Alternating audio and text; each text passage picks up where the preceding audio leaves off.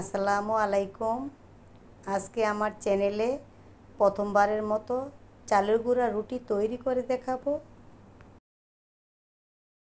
পিঠার ডো তৈরি করার জন্য গরম পানির মধ্যে পরিমাণ মতো লবণ দিয়ে দিলাম।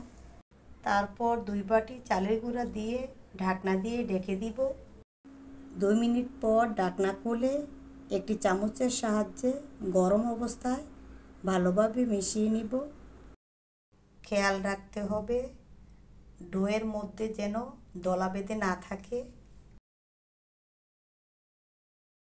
পরিমাণ মতো ডো নিয়ে রুটির আকৃতি তৈরি করে নিব।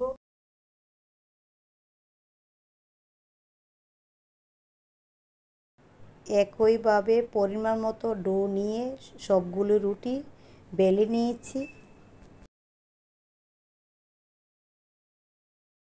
সবগুলো রুটি তৈরি হয়ে গেলে রুটিগুলি ভালো করে ছেঁকে নিতে হবে। চুলার আঁচ মিডিয়াম রেখে আমি রুটিগুলি ছেঁকে নিয়েছি।